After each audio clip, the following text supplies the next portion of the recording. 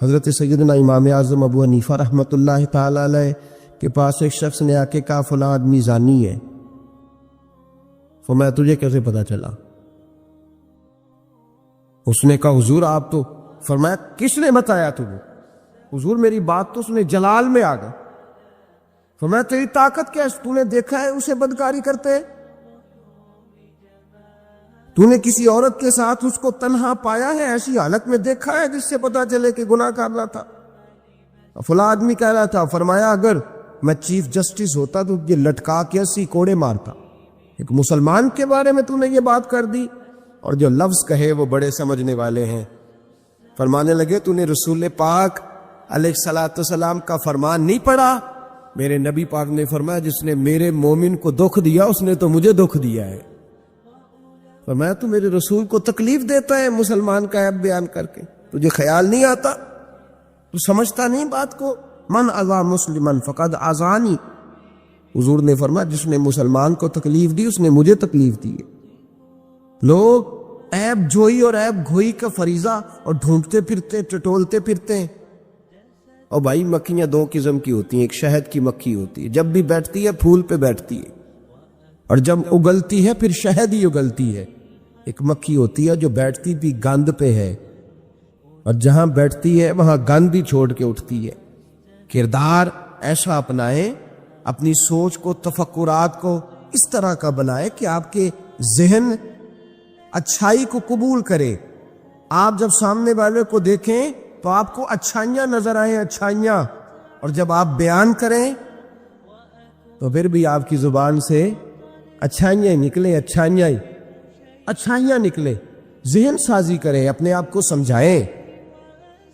تو کسی دانشور نے کہا، ایک شخص مجھے کہنے لگا لوگوں کے چہروں پہ گرد پڑ گئی ہے، فلاں کے چہرے پہ گرد تھی، فلاں کے چہرے پہ بھی گرد تھی، فلاں کے چہرے پہ بھی گرد تھی۔ اس نے مجھے کئی لوگ گنوائے تو میں ہنسنے لگا۔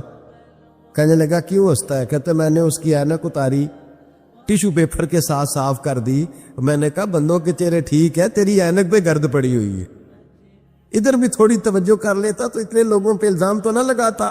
حضرت میاں صاحب بول پڑے، کہنے لگے برا بندہ میں لبن ٹریا، جاگتے ملیا نہ کوئی۔ برا بندہ میں، میاں صاحب کی بات ہے، میری آپ کی نہیں، سانو تے 700 لب جائے دیہڑی دا۔ میاں صاحب کہتے ہیں میں برا بندہ میں لبن ٹریا تے جاگتے تھا ہی کوئی نہیں کہ ملا ہی نہیں۔ کہتے مجھے نہیں ملا، مجھے نہیں۔ سمجھ لیں بات کو، بزرگوں کے افکار کو سمجھے۔ کہتے مجھے ملا اس لیے کہ میری سوچ ہی بڑی اچھی تھی، جو مجھے ملتا میں اس کے اندر اچھائیاں پیدا کر لیتا۔ مجھے نہیں ملا یہ نہیں کہ بندہ تھا نہیں، مجھے نہیں ملا اس لیے کہ میری سوچ ہی نہیں تھی۔ وہ ہے نا کہاں سے لاؤ جس میں لوگوں کے عیب نظر آئے۔ برے بندے نو میں لبن پوریا تے جاگتے ملیا نہ کوئی، تے اپنے اندر چاہتی پائی تے میں تھوں برا نہ کوئی۔ اپنے اندر چاہتی پائی تے میں تھوں، مجھے سمجھ آئی من عرف نفسہ فقد عرف ربہ، من عرف نفسہ فقد عرف ربہ۔ جو اپنے آپ کو پہچان گیا وہ اپنے رب کو۔ یہاں تو الزام تراشیاں ہوتی ہے، الزام تراشی ہے۔ حضرت بہاؤالدین زکریا ملتانی رحمۃ اللہ علیہ اور بابا فرید الدین گن شکر رحمۃ اللہ علیہ ایک زمانے میں ہوئے۔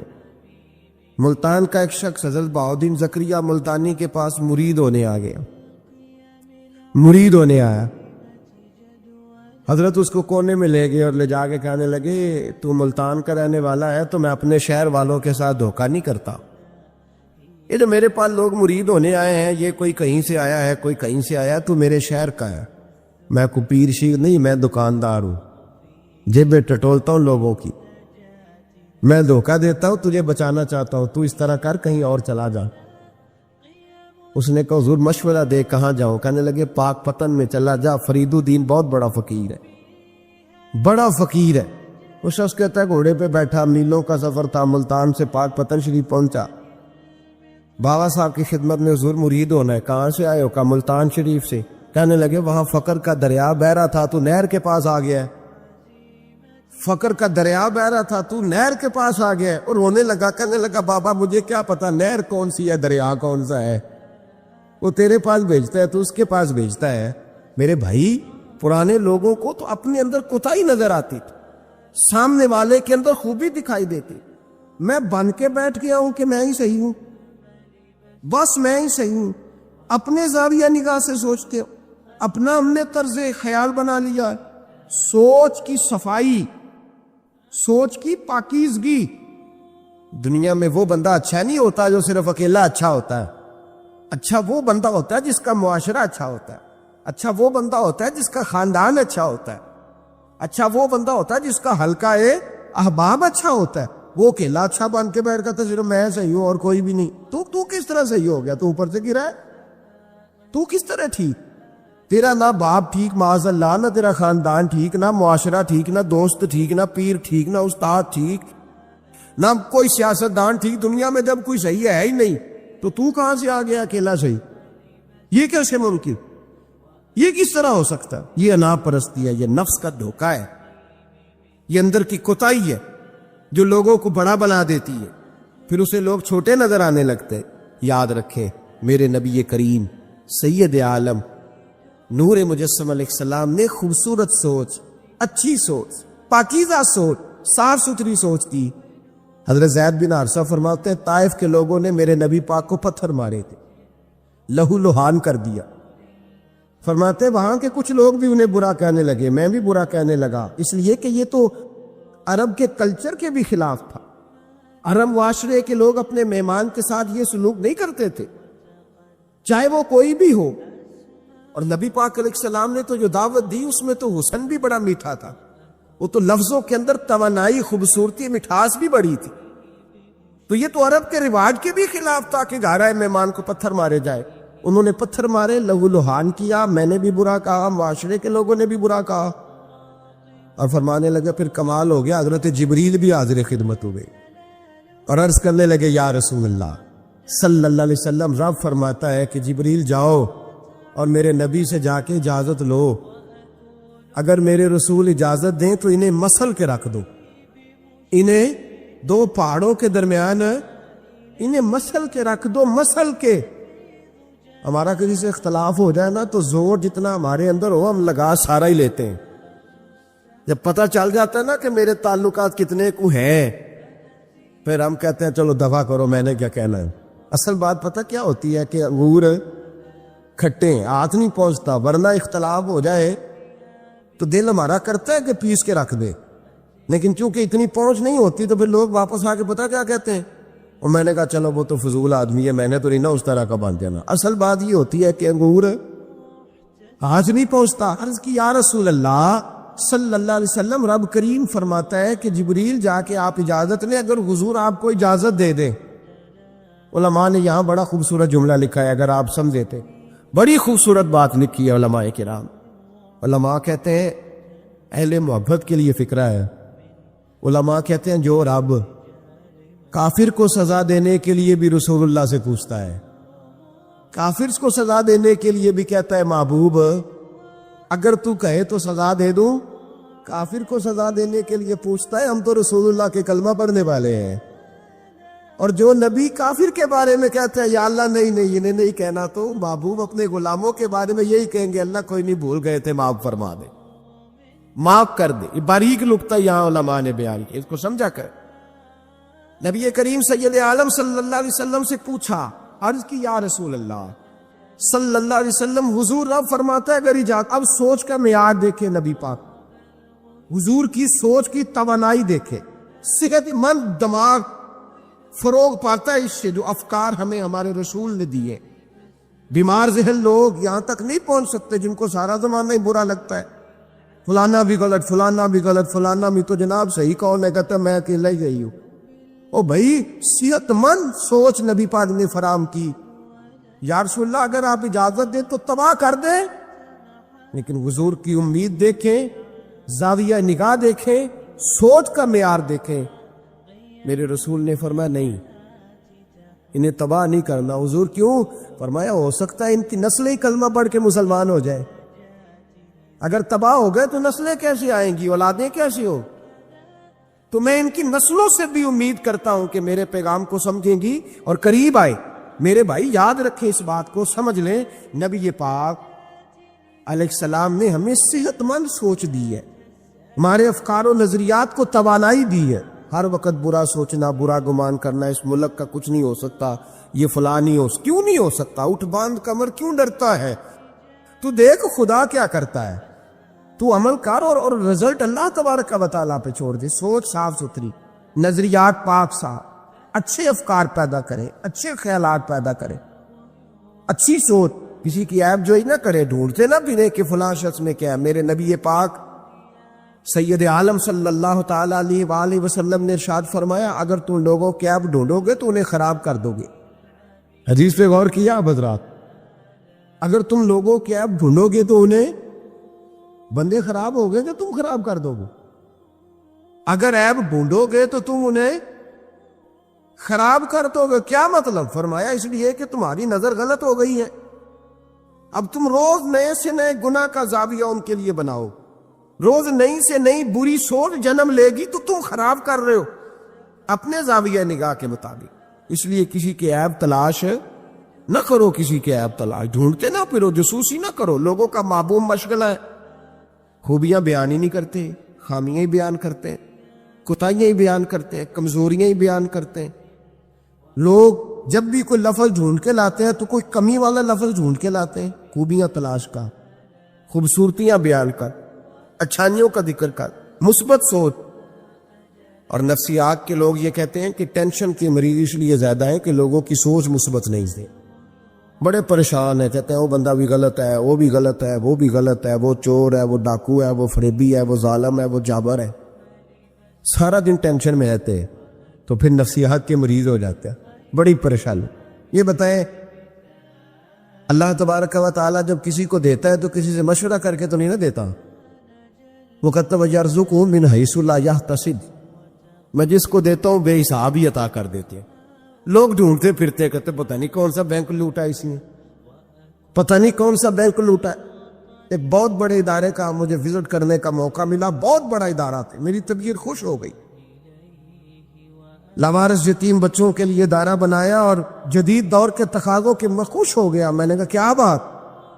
ایک صاحب میرے کان میں کہنے لگے انہوں نے بڑے پیسے اکٹھے کیے، 3 گنا تو یہ کھا گئے، پھر اب 4تھا حصہ لگایا ہے۔ تو میں نے کہا آپ نے دیے تھے پیسے جو کھا گئے؟ کہنے لگے نہیں۔ میں نے کہا وہ جس نے دیے ہو گیا آپ کا قریبی رشتہ دار ہوگا؟ نہیں۔ دوست ہوگا؟ نہیں۔ میں نے کہا آپ کو کس نے بتایا کھا گئے؟ کہتا میں نے لوگوں سے سنا ہے، میں نے لوگوں سے سنا ہے۔ اور میں نے کہا نادان آدمی، کتنے کو پیسے؟ کہنے لگا جی کئی کروڑ۔ میں نے کہا تیرے میرے پہ تو کوئی 5 لاکھ کا اعتبار نہیں کرتا، اس پر کسی نے اعتبار کیا ہے تو اسے لاکھوں دیے نا، تجھے مجھے کیوں نہیں دے دی؟ اپنی سوچ کو صحیح کر، اپنے افکار کو سیدھا کر۔ تجھے دیکھ تو صحیح رب کریم مجھ سے کام کون سا لے رہا ہے؟ میرے نبی پاک علیہ الصلوۃ والسلام نے فرمایا جس کے گھر میں یتیم پلتا ہے اس گھر کے فرشتے دیدار کرنے ہیں۔ تو دیکھ تو صحیح اللہ کام کون سا لے رہا ہے؟ یتیم اور لاوارث جس کے گھر میں پڑھ رہے ہیں تو اسے معمولی آدمی سمجھ رہا ہے؟ لوگ 1 منٹ لگاتے ہیں، بدگمانی کرتے ہیں، بری سوچ رکھتے ہیں، کبھی قطعاً ایسی کوئی بات اپنے ذہن کے اندر نہ لائے۔ اور ویسے بھی حساب لینے کی ڈیوٹی اللہ تعالیٰ کی ہے، ہماری نہیں ہے۔ تو جو جس کا کام ہے وہ بہت خوب جانتا ہے کرنے کو، وہ بڑا بہترین کارساز، بڑی باریکی سے جانتا ہے۔ یاد رکھے بدگمانی نہیں کریں، بری سوچ پیدا نہ کریں، اپنے آپ کو تباہ نہ کریں، اپنے آپ کو بھٹکائے نہیں، اچھا سوچیں۔ رب کریم جس سے کوئی کام لے رہا ہے بڑا اچھا ہی لے رہا ہے، جس سے اللہ کوئی کام لے رہا ہے وہ بڑا عمدہ لے رہا ہے، بھلا لے رہا ہے، بڑا اچھا لے رہا ہے۔ آپ اللہ تبارک و تعالیٰ کی منشا سمجھیں۔ ہاں میں نے شروع میں عرض کیا اگر کوئی کوتاہی آپ کو حقیقتاً پتہ چلے تو منت کریں، سمجھانے کی کوشش کریں، یا اس شخص تک لے کر جائیں جو اسے سمجھا سکتا ہے۔ ہم کچھ نہیں کر سکتے، صرف کمیاں بیان کرتے ہیں۔ میرے نبی پاک سید عالم نور مجسم صلی اللہ تعالی علیہ وسلم نے سمجھایا ہے اپنے غلاموں۔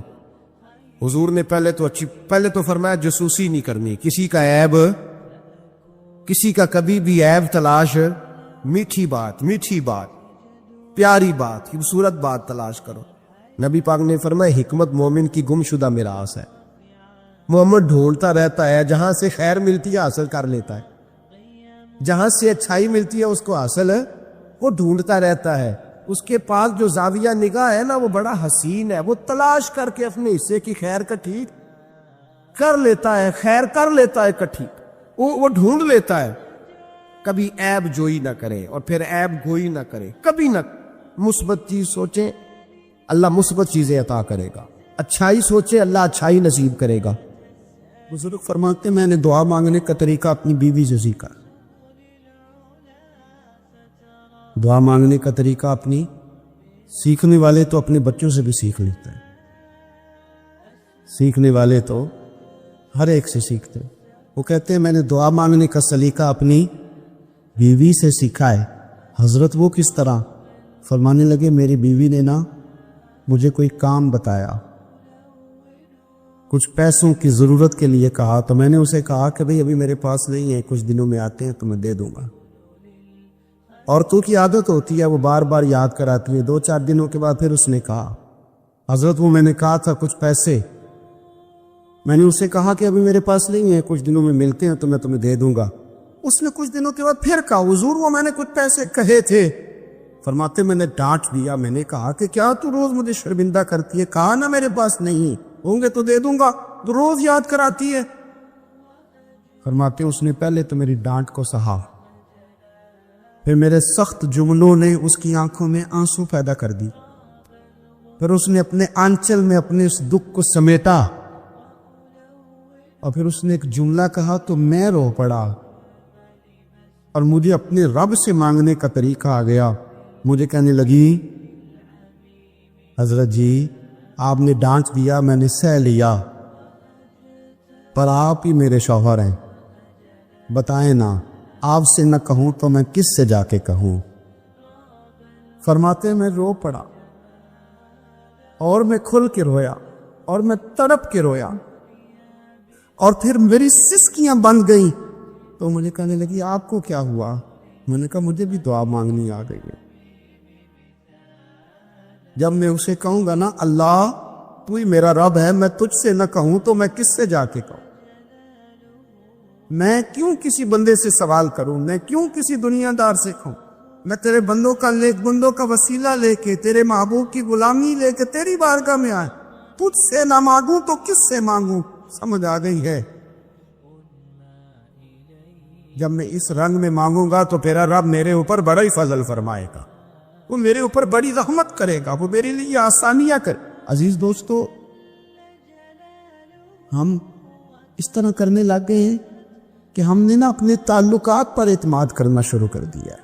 میرے تعلقات بہت ہیں، ہم نے اپنی دولت پر اعتماد کرنا شروع کر دیا، میرے پاس دولت بہت ہے، ہم نے اپنے علم پر، اپنی شہرت پر اعتماد کرنا شروع کر دیا کہ میرے پاس فلاں چیز بہت ہے۔ یاد رکھنا جب بے نیاز اپنی صفت بے نیازی دکھاتا ہے تو بڑی بڑی دولتوں والے مجبور نظر آتے۔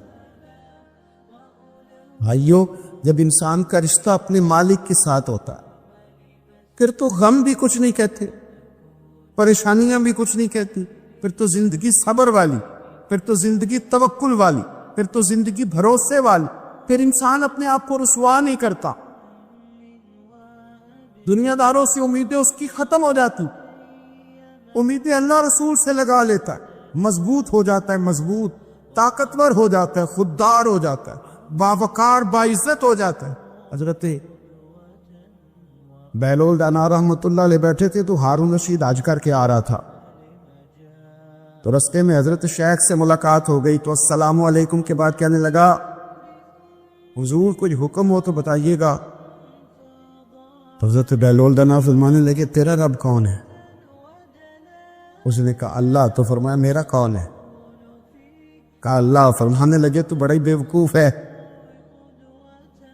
کیا تو یہ سمجھتا ہے کہ رب ہارون رشید کو تو دیکھ اور بہلول دانا کو بھول جائے گا؟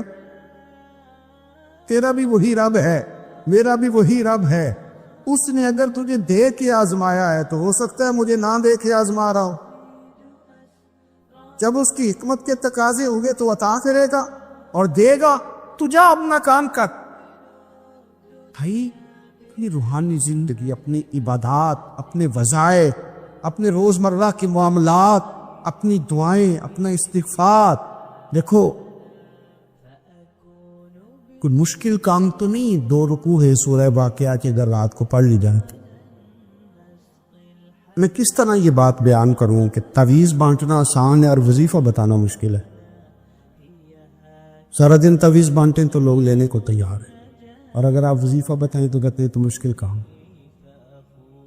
او خدا کے بندے، اگر آپ کا تعلق قرآن پاک کے ساتھ مضبوط ہو، قرآن پاک کے ساتھ اگر آپ کا رشتہ ہو، لوگ سفارشیں ڈھونڈتے ہیں نا دنیا میں کوئی تعلق مل جائے تو میرا کام ہو جائے. دنیا میں اتنا مشکل معاملہ ہے، آخرت میں مجھے بتائیے گا کتنا مشکل معاملہ ہوگا. میرے نبی پاک صلی اللہ تعالی علیہ وسلم نے فرمایا جو لوگ سورہ ملک پڑھا کرتے تھے نا، سورہ ملک، یہ سورت ملک قیامت میں ان کی سفارش کرے گی، اور اس طرح کرے گی کہ کہے گی اے اللہ یا اس بندے کو جنت میں داخل کر دے یا مجھے قرآن پاک سے علیحدہ کر. تو رب فرمائے گا جا اس کا دامن تھام کے اسے جنت تک پہنچایا. آپ بات کو سمجھیں، جب آپ کے تعلقات اپنے معاملات کے ساتھ مضبوط ہوں گے، یہ نبی کریم نے وعدہ کیا ہے کہ تو سورت واقعہ پڑھ تیرے گھر میں فاقہ نہیں آئیں. حضرت عبداللہ ابن مسعود رضی اللہ تعالیٰ عنہ بیمار تھے تو حضرت عثمان غنی رضی اللہ تعالیٰ عنہ تیمارداری کے لیے تشریف لے گئے، اور جا کر کے کہا کہ آپ بڑے بیمار ہیں، آپ کی بیٹیاں زیادہ ہیں، میں چاہتا ہوں کہ خزانے میں سے کچھ مدد کروں.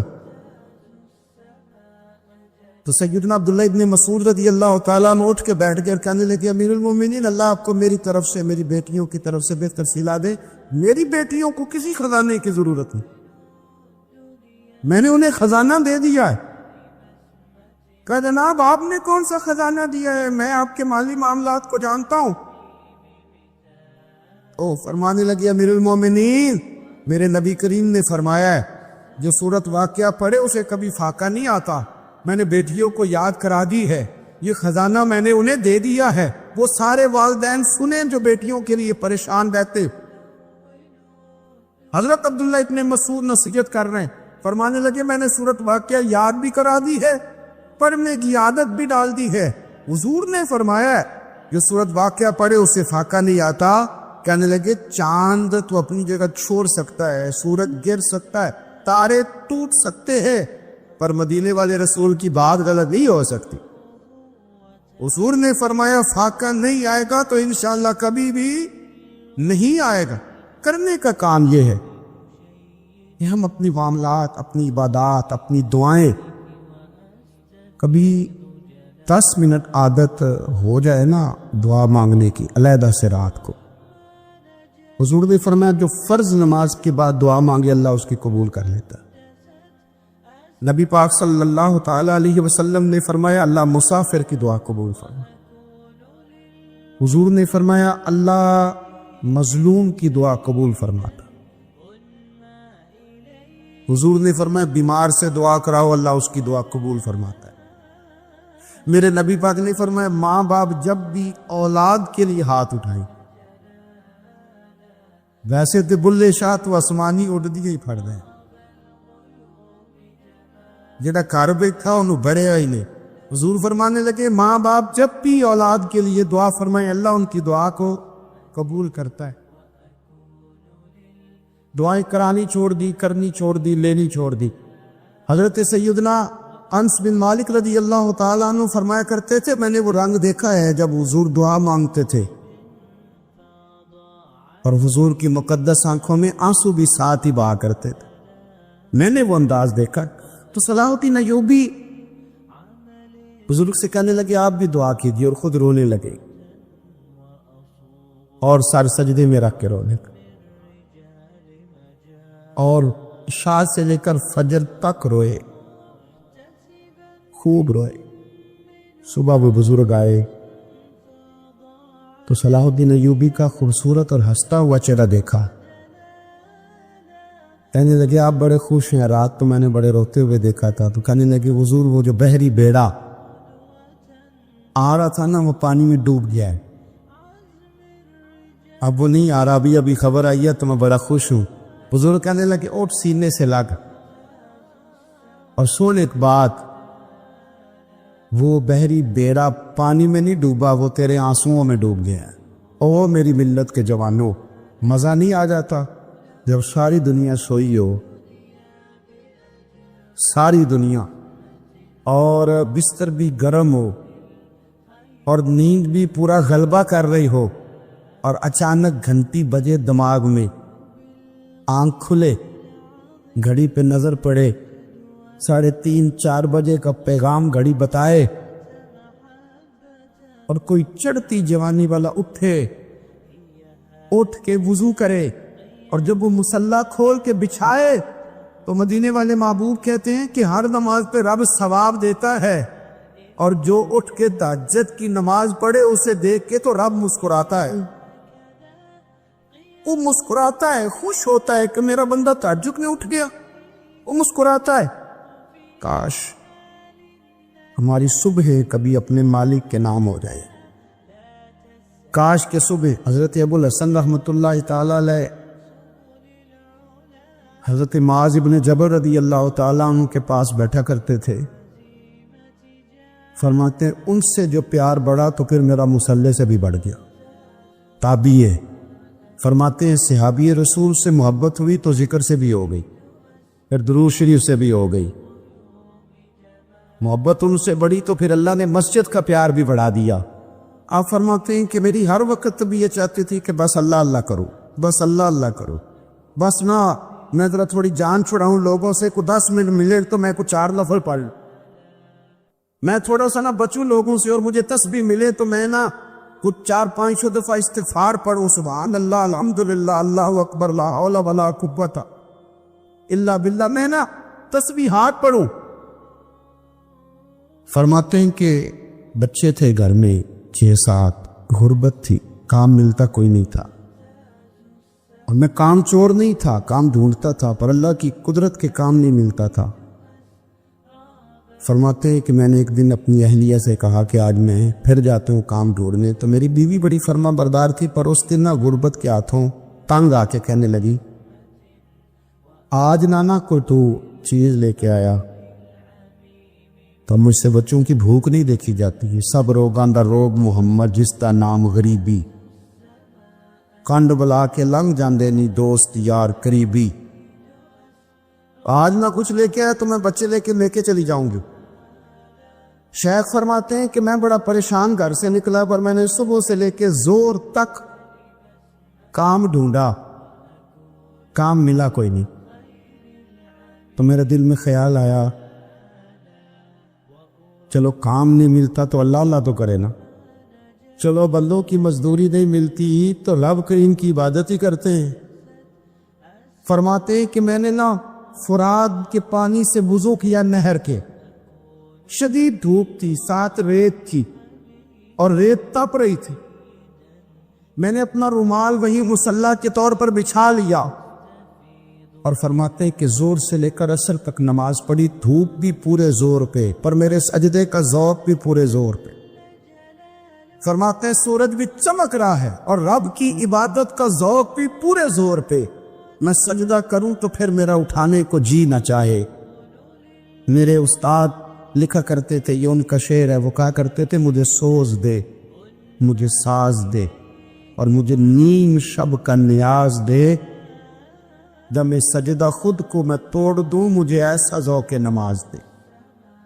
اور میں تیری بہار کا پھول ہوں، میں کھلا بھی ہوں تو تیرے لیے، مجھے میری شاخ سے توڑ لے، مجھے اپنی زلف کا ناز دے. بھائی فرماتے ہیں کہ عصر تک میں نے نفل پڑھے، دل ڈھلنے لگا، عصر کی نماز پڑھی اور میں وہاں سے چلا. اب میں جب نکلنے لگا تو دل میں خیال آیا کہ چھوٹی چھوٹی دیواریں ہیں گھر کی، بغیر کچھ لیے جاؤں گا تو بیوی دور سے دیکھے گی تو شور کرے گی کہ پھر خالی ہاتھ آ گیا ہے. کہتے میں نے اپنے اسی رومال میں جس پہ میں نے نماز پڑھی تھی نا، رومال میں کیا کہتے پنجابی صافہ کہتے ہیں، اسی میں نا میں نے کچھ ریت بھر لی کہ وہ دور سے دیکھے گی تو سمجھے گی کچھ لے کے آیا ہے. چلو جا کے اسے بتا دوں گا کہ آج پھر مزدوری نہیں ملی. کہتے ہیں وہ ریت لے کر جب میں گھر میں گیا تو پہلے بیوی دروازے پہ کھڑی ہوتی تھی, پوچھتی تھی خالی ہاتھ آ گئے ہو؟ آج میں نے دیکھا تو ہے ہی کوئی نہیں. فرماتے میں اندر داخل ہوا, سلام لیے, کونے میں نے وہ رومال رکھ دیا اور میں نے آواز دی کہ بھلی مانس کہاں ہو؟ تو وہ کہنے لگی آپ منہ ہاتھ دھو لیں, میں روٹی لے کے آئی. میں نے کہا روٹی کہاں سے آ گئی؟ یہاں تو کئی دنوں کے فاقے, تو کئی دنوں کی غربت ہے, یہاں تو اس گھر میں تو فقیری ہے. فرماتے ہیں کہ وہ روٹی لے کے آئی اور اس وقت کی جو موجودہ نعمتیں تھیں, سمجھ لیں سلاد, اچار, ہر چیز ساتھ لائی. میں نے کہا کہ بچے کہاں گئے؟ کہنے لگی وہ کھانا کھا کے کھیلنے گئے, آپ کھانا کھا لیں آ جاتے. کھانا اس نے چن دیا. میں نے حیرت انگیز لہجے میں ساری نعمتیں اپنے دسترخوان پہ دیکھ کر کے بیوی سے پوچھا یہ کہاں سے آیا کھانا؟ بچوں کو تو نے کہاں سے کھانا کھلایا؟ یہ سارا کچھ کیسا ہے؟ کہنے لگی پتہ نہیں آج آپ کس کریم کی مزدوری کرنے چلے گئے تھے, پتہ نہیں کس کریم کی. میرے گھر میں تو اتنی نعمتیں آئی ہیں کہ مجھ سے سنبھالی نہیں جا رہی. اتنا اناج ہے, اتنا گندم ہے, کس کریم کے دروازے آج چلے گئے تھے؟ یہ کہتے کہتے وہ اٹھی اور اٹھ کر کے کہنے لگی پہلے بڑا کچھ آیا تھا, اب کیا لے آئے ہو؟ اور جا کر کے نا اس نے وہ ریت والا رومال کھولا.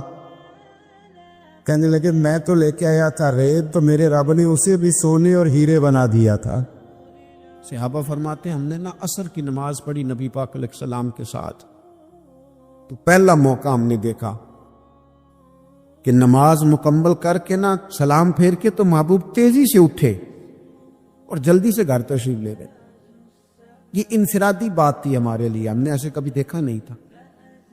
اور تھوڑی ہی دیر کے بعد کریم واپس بھی تشریف لے آئے. ذہنوں میں سوال تھے کہ محبوب اتنی تیزی سے, اور کبھی روٹین میں ایسا ہوا نہیں,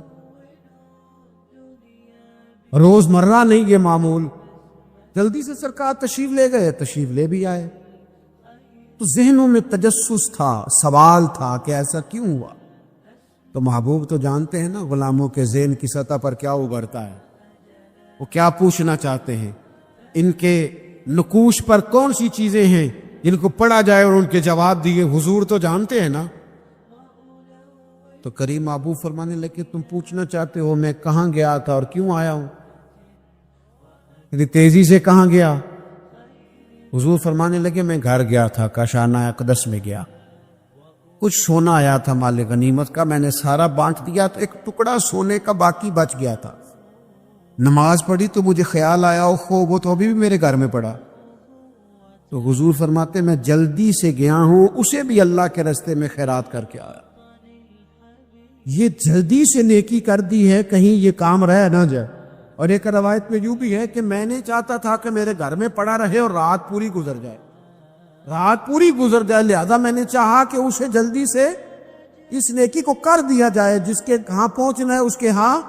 میں دوستوں سے کہا کرتا ہوں رمضان میں کسی کو راشن دینا ہے تو رمضان سے پہلے دے دو, رمضان کی نیت کر کے.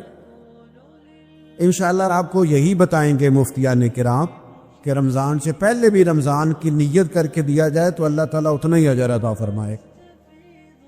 ہم نہ کہ وہ انتظار ہو رہا ہے فلانا کا, وہ جی میں نے کر لیا تھا, لے لیا تھا, ٹائم نہیں مل رہا مجھے دینے جانے کا. اس کی کیا وجہ تھی؟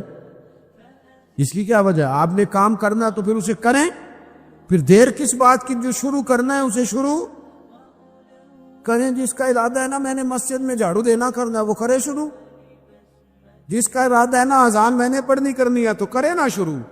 جس کا خیال ہے میں نے قرآن سیکھنا ہے تو کر دے شروع, کسی کا انتظار نہ کرے. جس کا خیال ہے اب میں نے دین کو سیکھنا ہے شروع کر دے. اور جس کا دل ہے نا محبوب کی سیرت کو پڑھنی ہے وہ دیر نہ کرے, وہ حضور کے تذکرے شروع کرے. وہ تذکرہ پڑھتا جائے گا, رب اس کی روح کو توانائی عطا فرمائے گا. وہ آگے بڑھے, وہ سیکھے, وہ جد و جہد کرے. یہ پروگرام بنانا, صلاح کرنا, مشورہ کرنا, بنانا پھر توڑ دینا, پھر کچھ دن کرنا پھر چھوڑ دینا, اس سے اب باہر آ جائے. اب جد و جہد کریں. اب جو بن پڑتا ہے اسے کر گزرے. اب ہم نے انتظار نہیں کرنا, دیکھنا نہیں. اب جو خیر حصے میں آتی ہے دوڑ کے اسے حاصل کرنا. اچھا اس کا یہ معنی نہیں کہ نیکی فٹافٹ کر گزرے, جلدی سے نماز پڑھ لیں، یہ معنی نہیں بیان کر رہا، میں یہ عرض کر رہا ہوں کہ خیر کرنے میں دیر نہ کریں، جلدی سے نیکی اپنی زندگی میں حاصل کریں۔ میں آپ سے عرض کروں، میں بہت سارے لوگوں کو دیکھتا ہوں، ان کا زیادہ وقت مشاورت میں گزرتا ہے، اور بالخصوص نوجوان نسل تو ہے ہی مشوروں میں یہ کر لوں کہ نہ کروں، اور پھر وہ زیادہ مشورے جو لوگ کرتے ہیں نا، وہ ذہنی طور پر زیادہ الجھاؤ کا شکار ہو جاتا ہے۔ کسی آدمی کا خیال ہوتا ہے نا میں اچھا لگنا چاہتا ہوں، وہ اچھے کپڑے پہن لیتا ہے، پھر وہ پوچھتا پھرتا ہے کیسا لگ رہا ہوں، تو 99 لوگوں نے کہا ٹھیک لگ رہا ہے، صرف ایک نے کہا یار ذرا ٹھیک نہیں سنائی، وہ گیا کام سے، کیونکہ وہ 100% نمبر لینا چاہتا ہے۔ آپ نے جو کرنا ہے اسے شروع کر دیں، آپ اتنی حمایت کی طرف نہ دیکھیں کہ سارے سپورٹ کریں گے تو پھر ہی آگے بڑھیں۔ سارے کہاں سپورٹ کرتے ہیں، کچھ لوگ تو ملامت بھی کرتے ہیں، کچھ تو برا بھلا بھی کہتے ہیں، کچھ تو یہ بھی کہتے ہیں تو نے یہ کیا شروع کر دیا ہے، لیکن یہ کر یار دے نام دا ملے مینا، آہاں انہوں چولی پا لئیے پنجے سٹیے نا، تو جے کر یار دے نام دی ملے سولی تے چوٹا چوٹ لئیے، چوٹا چوٹ لئیے پشانٹیے نا، پھر آپ سٹارٹ کر دیں۔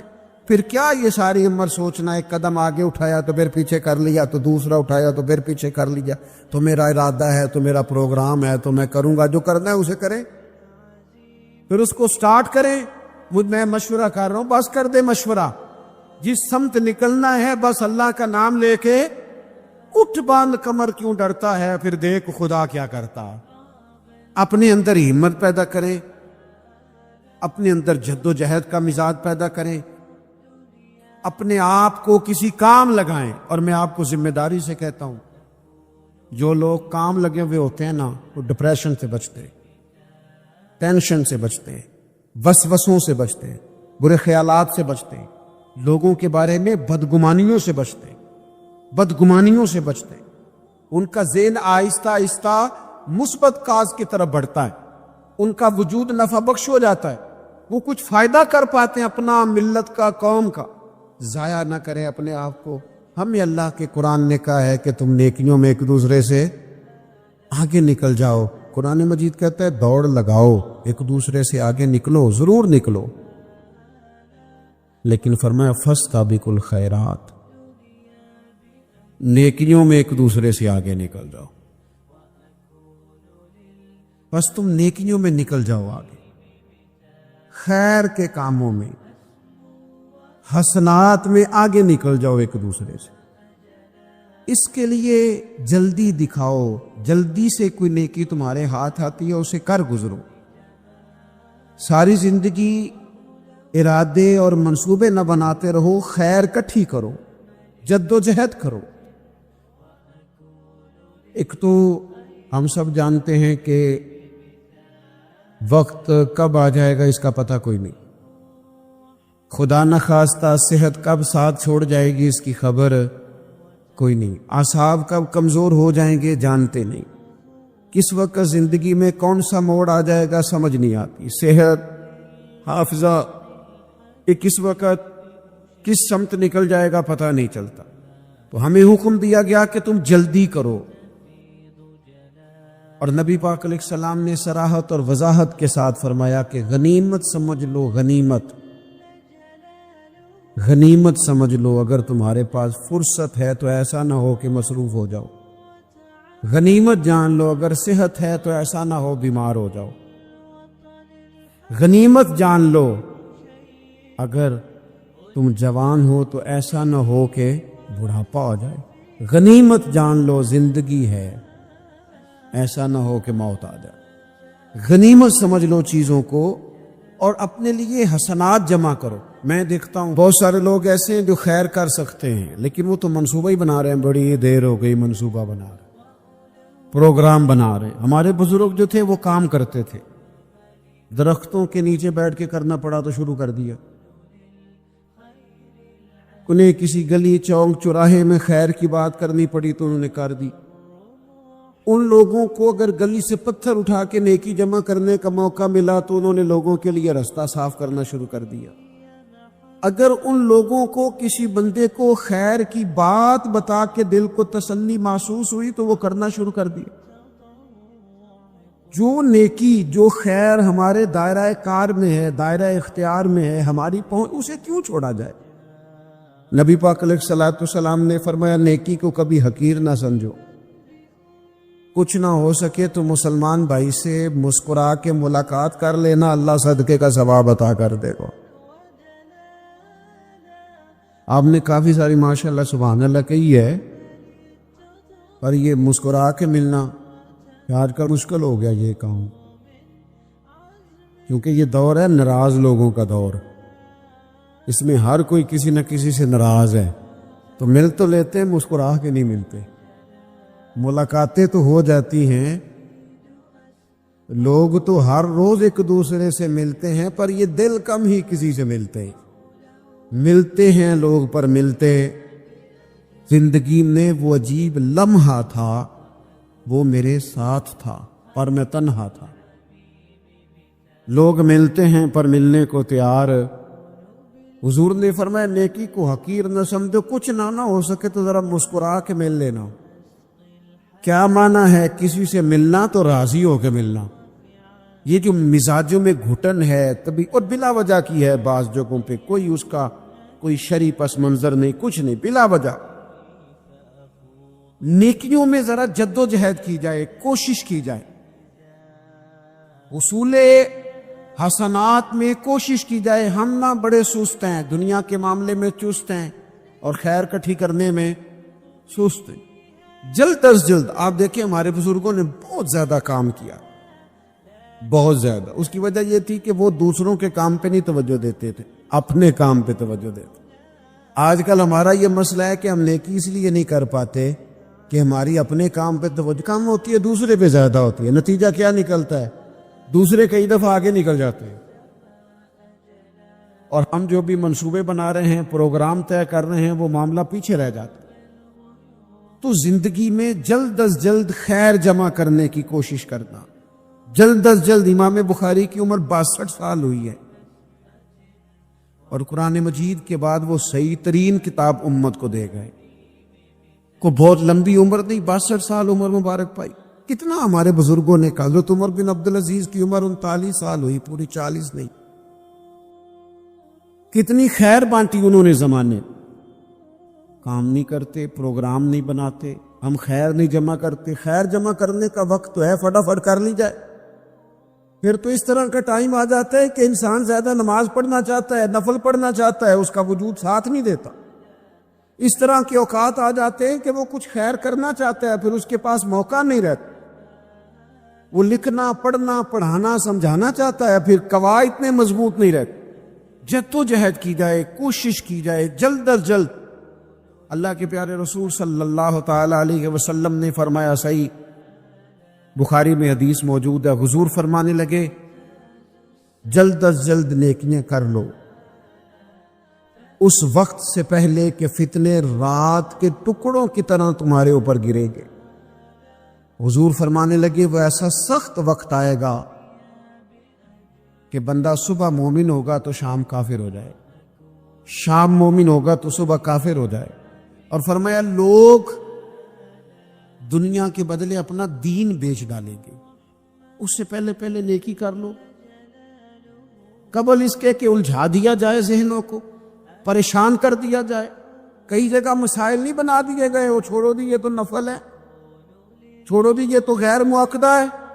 اعلیٰ حضرت فاضل بریلوی فرماتے ہیں جو نفل چھوڑتا ہے نا، ایک وقت آتا ہے سنت کے ترک کرنا شروع کر دیتا، اور تارک سنت ایک وقت آتا ہے کہ واجبات کو چھوڑتا، چونکہ وہ سیلاب اچانک نہیں آیا کرتے۔ پہلے چھوٹا سا سوراخ ہوتا ہے، دریا کے کنارے چھوٹا سوراخ ہوتا ہے، بند نہ کیا جائے تو بڑا ہو جاتا ہے، پھر اور بڑا ہو جاتا ہے، پھر وہ سیلاب بن جاتا ہے۔ کیا ہوتا ہے کہ جب ہم دیر کرتے ہیں، آپ دیکھ لیں دنیا داری میں لوگ کتنے آگے نکل گئے، کتنے دنیا داری کی جو چیزیں آئیں وہ غالب ہو گئیں۔ میں آپ سے پوچھ رہا ہوں جتنے لوگوں کے پاس موبائل ہیں اتنے لوگ نمازی بھی ہیں؟ موبائل بعد میں آ کے غالب ہو گیا سب پہ، اور نماز آپ یہ ایوریج نکالے نا، جتنے لوگ فیس بک پہ ہیں اتنے لوگ دینی تعلیم کے میدان میں بھی ہیں، پڑھنے پڑھانے کا مزاج بھی رکھتے ہیں۔ جتنی نصیحتیں کرنے میں آج لوگ نکلے ہوئے ہیں، کیا اتنی خیر بھی دنیا میں بٹ گئی؟ جتنی جدید ٹیکنالوجی آ گئی سب ہم نے حاصل کر لی، بری بات نہیں، ٹھیک ہے، اچھی بات، لیکن سوال یہ ہے کہ وہ باتیں جو سالوں سے ہو رہی ہیں اور جو ہمارے دین کے فرائض میں شامل ہیں ان پر عمل کب ہوگا؟ اور یہ بہت سارے لوگ ہیں نا دعوت دیتے ہیں کہ آپ تشریف لائیں، اس جگہ پہ آ کے کچھ بات کریں، تو میں دوستوں سے کہتا ہوں تقریریں تو اب بڑی سن لی لوگوں نے، تو زمانہ ہو گیا تقریریں کرتے سنتے۔ سوال تو یہ ہے کہ جو سنا ہے اس پر عمل کس دن کرنا؟ وہ پہلا قدم جو عمل کا ہے وہ کس دن اٹھانا ہے؟ یہ کوئی گورکھ دھندا تو نہیں ہے نا کہ نشستن گفتن برخاستن۔ دیکھیں نا قرآن مجید کی آیات نازل ہوتی تھی، صحابہ دوڑ پڑتے تھے عمل کرنے کے لیے۔ لن تنالوا البر حتى تنفقوا مما تحبون، تم بھلائی کو نہیں پہنچو گے جب تک اپنی پیاری چیز خرچ نہ کرو۔ تو یہ آیت ہم نے بھی سنی ہوئی ہے، میں آپ سے ہاتھ نہیں اٹھواتا، آپ خود اپنے آپ سے پوچھیں، میں اپنے آپ سے پوچھتا ہوں کب پیاری چیز لا کے خرچ کیا ہم نے اللہ کے راستے میں؟ لیکن جب نازل ہوئی تھی، عبداللہ ابن عمر کو گھوڑا پیارا تھا، انہوں نے فوراً لا کے پیش کر دیا تھا۔ حضرت ابو طلحہ انصاری کو باغ پیارا تھا، انہوں نے فوراً لا کے حضور کی بارگاہ میں پیش کر دیا تھا۔ ہم کب یہ کام کریں کہ ہم سن رہے ہیں، ہمیں آتی ہے، ہم آگے بڑھا رہے ہیں، لیکن جلدی سے صحابہ کا یہ مزاج تھا کہ جیسے ہی ان تک خیر پہنچی انہوں نے عمل کر کے دکھایا، جیسے نصیحت ملی اس نصیحت پر وہ عامل ہو گئے۔ عمل کے بڑے اثرات ہوتے، عمل وہ حضرت باجید بستامی فرمایا کرتے تھے جس نے ہماری خاموشی سے کچھ نہیں سیکھا وہ ہماری تقریر سے کیا سیکھے گا۔ یہ جو سیاست ہے نا، سیاست اس کو بھی راضی رکھنے کی، اس کو بھی راضی رکھنے کی، اس کو بھی سیٹ رکھنے کی، اس سے باہر نکلنا۔ ایسا ممکن ہی نہیں ہو سکتا کہ آپ ساری دنیا کو سیٹ رکھ سکیں۔ تعریف کی خواہش جو لوگ پیدا کرتے ہیں، حضرت عمر فاروق رضی اللہ تعالیٰ عنہ فرمایا کرتے تھے جو میری تعریف کرتا ہے میرا دل کرتا ہے میں اس کے منہ میں مٹی ڈالوں، یہ میرا کس طرح کا دوست ہے؟ تو کہ حضور پھر کیا کریں جن کو آپ سے پیار ہے؟ فرمانے لگے اگر مجھ سے پیار ہے تو میرے لیے دعا کریں، میرے لیے دعا کریں، جو میرے لیے ذخیرہ بنا۔ ہم قائل ہو گئے ہیں تعریف کے، کوئی کام کر کے لوگ فوراً رزلٹ مانگتے ہیں، فوراً۔ بہت سارے لوگ ہیں اور نعت کے بعد وہ یہ مانگتے ہیں کہ کہا جائے کہ تم نے بڑا، کیا بچے کیا بات ہے دعا۔ قاری صاحب کہتے ہیں کہ تعریف کی جائے کہ میں نے تلاوت کی تو آج حدی ہو گئی ہو۔ واعظ کرنے کے فوراً بعد کہتا ہے آج پھر دیکھا کیسے جملے کہے، تو ضائع ہو گیا کا۔ ایسا نہیں کریں۔ اس بندے نے کہا میری تعریف کرو، اس نے کہا، اس نے تو اجر مانگ لیا، تو جو اجر مانگتا ہے وہ محبوب نہیں ہوتا، وہ سوداگر ہوتا ہے، وہ پیار نہیں کر رہا، وہ تو تجارت کر رہا ہے۔ جس نے کہا میرا نام لو میری تعریف کرو تو اس نے تجارت کی ہے۔ یہ شفقت کے ساتھ کوئی بزرگ کسی کے لیے خیر کے جملے کہہ دیں تو وہ ذخیرہ آخرت بن جاتے، وہ ذخیرہ آخرت بن جاتے۔ لیکن خواہش کرنا کہ میری تعریف ہو اور مجھے تعریف ملے گی تو میں آگے بڑھوں گا، شریعت اسلامیہ اس کو سخت ناپسند کرتی ہے۔ نبی پاک صلی اللہ تعالی وسلم کے غلام کہتے ہیں دل کرتا ہے مٹی ڈالیں، اور ویسے بھی تعریف اور خوشامد میں فرق ہوتا ہے۔ ہم خوشامد پہ راضی ہوتے ہیں، ہمیں پتہ ہوتا ہے سامنے والا ہمیں بدھو بنا رہا ہے، لیکن ہم بن رہے ہوتے ہیں، وہ کہہ رہا ہوتا ہے۔ میں نے دیکھا ہے بہت سارے استادوں کی خواہش ہوتی ہے شاگرد میری تعریف کرے، تو استاد جی کیا بات، تو شاگردوں مریدوں سے تو تعریف بندہ کرا ہی لیتا ہے، اس میں کون سی ایسی بات؟ مزہ تو تب ہے جب اہل خیر بات کرے، اچھے لوگ، غیر جانبدار لوگ جملے۔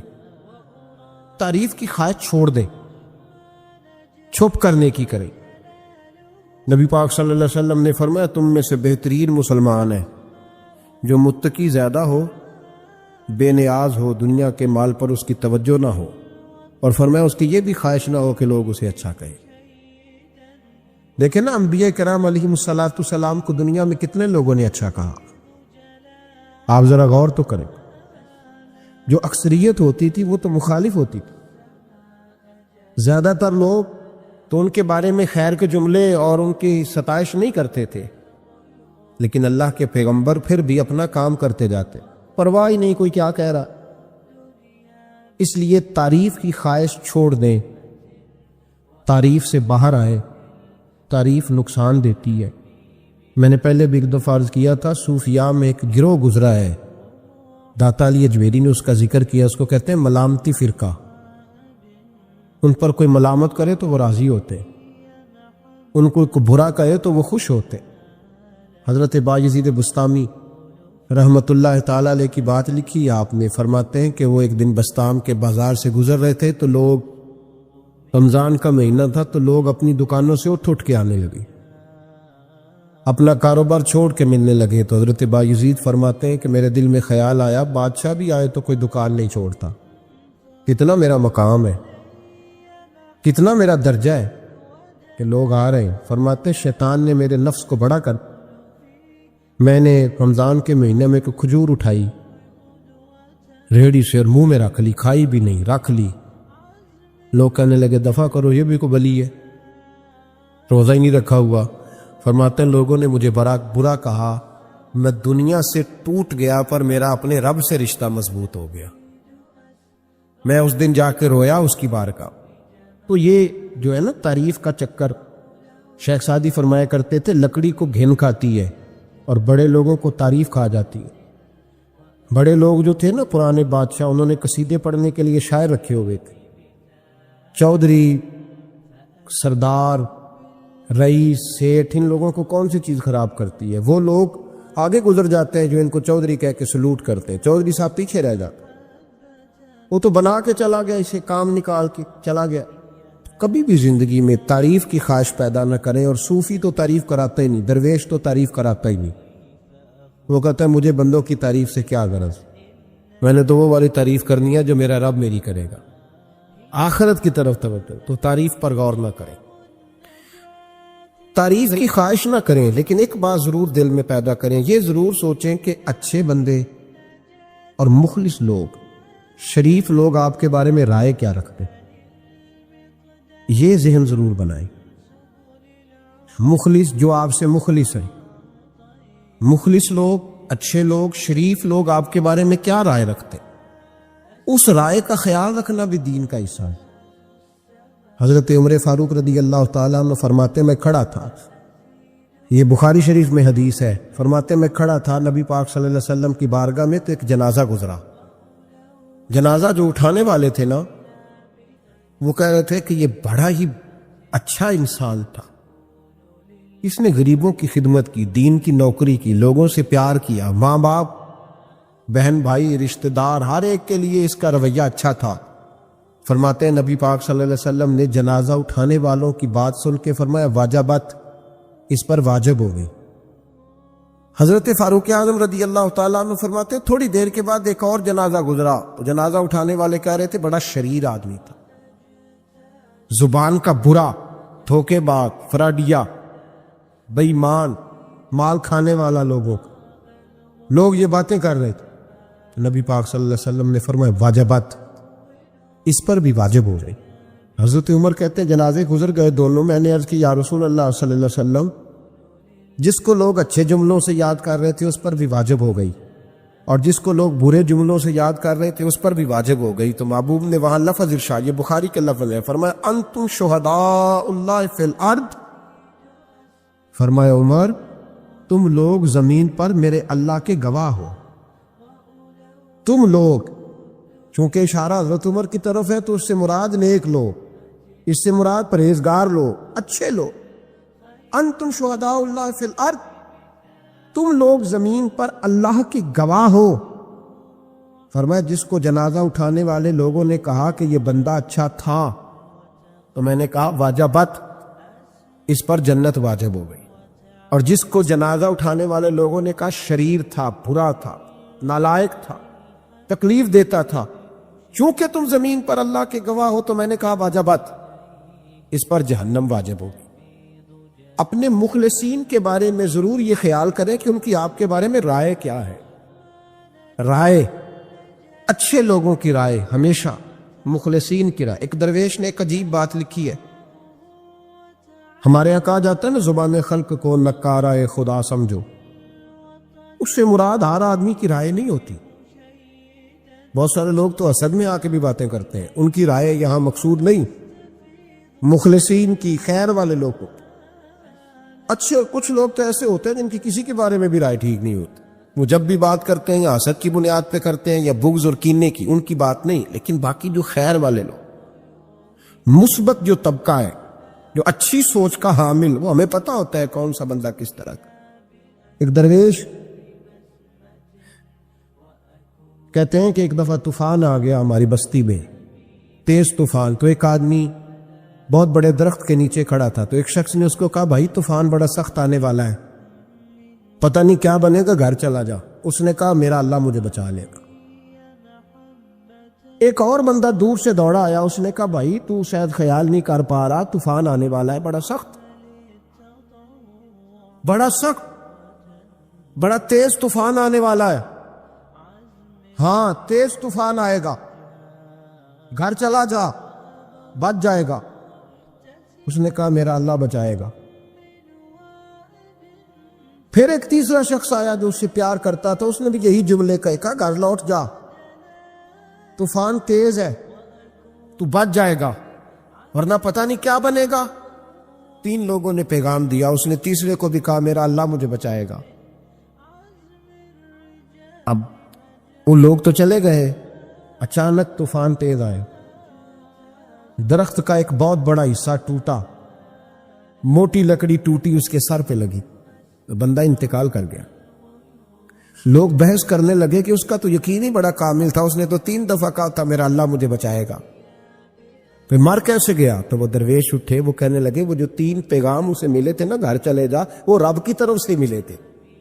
وہ جو 3 مخلصین نے اسے آ کے کہا تھا نا کہ بچ جا اس گلی سے، تو وہ بھی آواز قدرت ہی تھی. وہ بھی اسے اللہ، دیکھے نا رب کریم کوئی زمین پر اتر کر سامنے کھڑے ہو کر تو کلام نہیں نہ کرتا، وہ کسی نہ کسی رنگ میں، کسی نہ کسی انداز میں اپنے بندوں کو کسی نہ کسی وسیلے سے پیغام دیتا ہے نا. تو وہ 3 پیغام جو آئے تھے تو اسے اس نے کیوں نہیں نکارا ہے خدا سمجھا؟ وہ گھر کیوں نہیں گیا؟ جب تیرا مخلص تجھے روز پیغام دیتا ہے کہ تو بچ جا اس گلی سے، تو اگر نہیں نہ بچتا تو پھر تو آواز قدرت پر لبیک نہیں کہہ رہا. اگر تیرا بڑا پیارا تجھے روز سمجھاتا ہے نا کہ یہ گلی چھوڑ دے، یہ تیرے والی نہیں، اور تو پھر بھی اسی گلی سے گزرتا ہے، تو پھر تو کچھ ایسی باتوں کو کچل رہا ہے جو تیرا بڑا نقصان کرے. بھائی مخلصین جب بات کریں تو ان کی بات کا خیال رکھ، غور کیا کر. تیرے مخلص تیرے بارے میں حضرت عبداللہ ابن عمر، حضرت عمر کے بیٹے تھے. حضرت حفصہ نبی پاک صلی اللہ علیہ وسلم کی زوجہ ہے، حضرت عمر کی بیٹی ہے. ایک دن حضرت عبداللہ ابن عمر کہنے لگے حفصہ نبی پاک صلی اللہ علیہ وسلم سے پوچھنا ان کی میرے بارے میں کیا رائے ہے. اچھے لوگوں کا خیال کرنا. دیکھیں نا حضرت ابو بکر نے ایک دن حضرت بلال سے کہا تھا حضور سے پوچھ کے بتانا. اور یار تم کبھی خیال ہی نہیں کرتا اس بات کا. فرمایا پوچھ کے بتانا ابو بکر کے بارے میں ان کی رائے کیا ہے، پوچھ کے بتانا، پتہ تو چلے. ان سے بات کرنا. ہم نے کبھی سوچا ہے ہماری اماں ہمارے بارے میں کیا سوچتی ہے؟ کتنے بد نصیب ہیں وہ بیٹا جس کے ماں باپ اس سے بات کرتے ہوئے ڈرتے ہیں کہ پتہ نہیں کہاں سے بولے گا. کبھی ہم نے سوچا ہے کہ ہمارے اساتذہ اور مشائخ کا ہمارے بارے میں رویہ کس طرح کا ہے؟ ہر استاد کو کھڑا کر کے کبھی کہا نہیں جا سکتا کہ جا میرا بیٹا میرے لیے فلاں چیز لے کے آ. کچھ کا پتہ ہوتا ہے. ہر مرید کو ہر بات نہیں بتائی جا سکتی، کچھ کا پتہ ہوتا ہے اس کا رویہ کس طرح کا، یہ کس مزاج کا. حضرت عبداللہ ابن عمر رضی اللہ تعالیٰ عنہ نے حضرت حفصہ کی ڈیوٹی لگائی. فرمایا پوچھ کے بتانا محبوب سے میرے بارے میں رائے کیا ہے. نبی پاک صلی اللہ تعالی وسلم شام کو گھر آئے تو وہ بہن تھی نا، انہوں نے تو کہا جب کبھی موقع ملے تو وہ بہن تھی. انہوں نے کہا موقع کی کیا بات ہے، میرے بھائی نے کام بتایا. اسی دن ہی محبوب پاک علیہ السلام سے پوچھنے لگی، کہنے لگی یا رسول اللہ عبداللہ ابن عمر کے بارے میں آپ کی کیا رائے ہے؟ تو میرے محبوب علیہ الصلوۃ والسلام نے فرمایا عبداللہ لڑکا تو بڑا اچھا ہے تو رجل صالح نیک ہے، لیکن میں نے سنا ہے کہ عشاء پڑھ کے سوتا ہے اور فجر کی نماز تک سویا ہی رہتا ہے، وہ 2 نفل بھی تہجد کے نہیں پڑھتا۔ فرمایا یہ اس کی کمزوری مجھے پسند نہیں، یہ اس کا انداز مجھے بھلا نہیں لگتا، یہ خامی ہے اس کی کہ عشاء کے بعد غافلوں کی طرح بستر پہ لیٹتا ہے اور پھر فجر تک لیٹا ہی رہتا ہے۔ اس کو چاہیے کچھ وقت اٹھ کے رب کی عبادت بھی کرے۔ حضرت حفصہ کہتی ہے میں نے کہا کہ بھائی محبوب کہتے ہیں بندہ تو بڑا اچھا ہے پر فجر تک غافلوں کی طرح سویا رہتا ہے، رات پوے تے بے دردانو نیند پیاری آوے، درد مندانو یاد سجن دی، ستے امیان جگاوے۔ اور ساون کی کالی راتوں میں جب بوندا باندی ہوتی ہے وہ راتوں کو اٹھ اٹھ روتے ہیں جب خلقت ساری سوتی۔ فرمایا وہ سویا رہتا ہے۔ تو حضرت عبداللہ ابن عمر کہنے لگے بہن تو گواہ ہو جا، آج کے بعد تیرے بھائی کی تہجد کبھی قضا نہیں ہوگی، میں وقت پہ پڑھا کروں گا، اس لیے کہ مجھے تو سرخ روح ہونا ہے آقا کی نگاہوں میں۔ زمانے کیا ہے کیا ناصر، بھلا جانے برا جانے کہ موج ہے دنیا کیا کہتی ہے، مجھے تو حضور کی نظر میں اپنے آپ کو صحیح ثابت کرنا ہے۔ وہاں مجھے یاد رکھو مخلصین کا کبھی جو آپ کے مخلص لوگ ہیں ان کے اعتماد کو کبھی ٹھیس نہیں پہنچنی چاہیے۔ کچھ دروازے ایسے ہوتے ہیں جن کے بغیر گزارا نہیں ہوتا۔ رب تبارک و تعالیٰ فرماتے ہیں ان الذین آمنوا وعملوا الصالحات سیجعل لهم الرحمن ودا۔ فرمایا تو ایمان لانے کے بعد عمل اچھے کرنا، میں لوگوں کے دلوں میں تیری محبت پیدا کر دوں گا، تجھے تعریف کرانے کے لیے بھاگنے کی ضرورت نہیں پڑے گی، میں خود لوگوں کے دلوں میں تیرا پیار ڈال دوں گا، لوگ خود تجھ سے پیار کریں، لوگ خود تیری طرف کھینچے چلے آئیں، خود بخود لوگوں کو موڑ دوں گا۔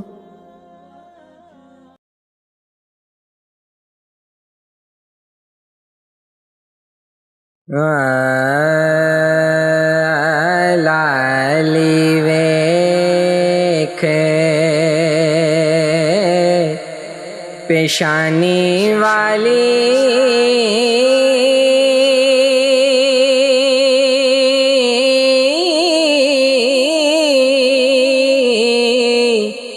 داغ لگے گل لالے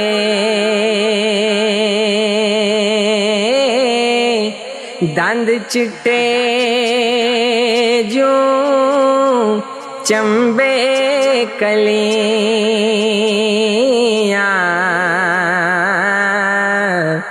موتی کرے اجالے دند چٹے جوں چمبے کلیاں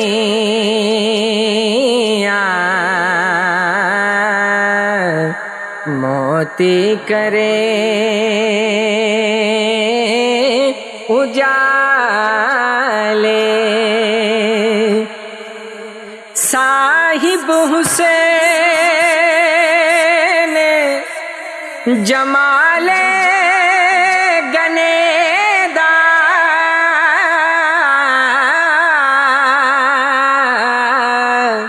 روشن چن پیشانی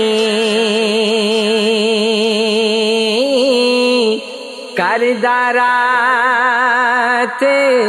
ہنیری تائیں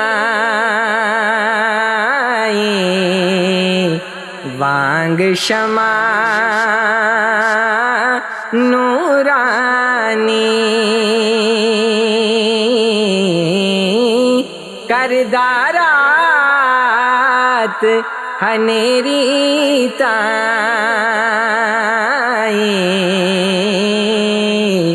وانگ شمع نورانی جے لکھ صفت زبانوں آکھاں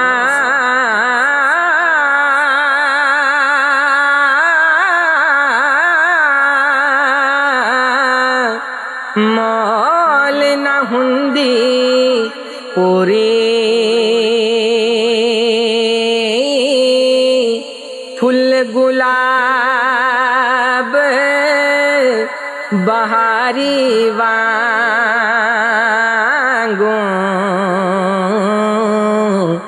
ਦੋ ਰੁਖ ਸਾਰੇ ਨੂਰਾਨੀ फुल गुलाब बहारी वांगू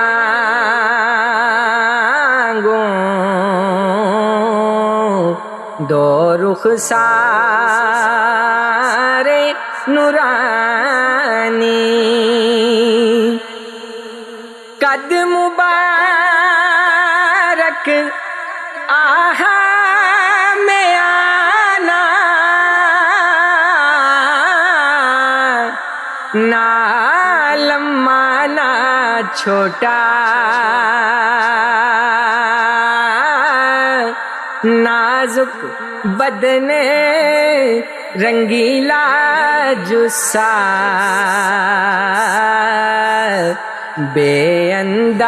बेअंदाज न मोटा नाजुक बदन रंगीला जो सा बेअंदाज न मोटा बदन मुबारक वांगर चिट्टा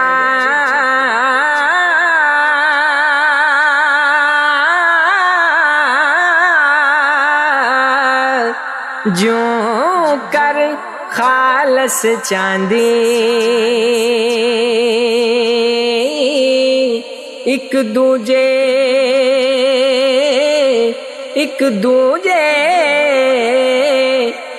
आजादे होते ताबश पवे ओना दी एक दूजे आजादे होते ताबश पवे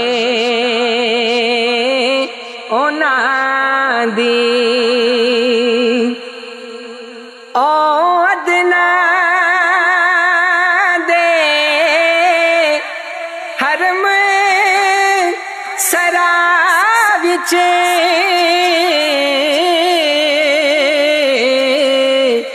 जो महरम सन प्यारे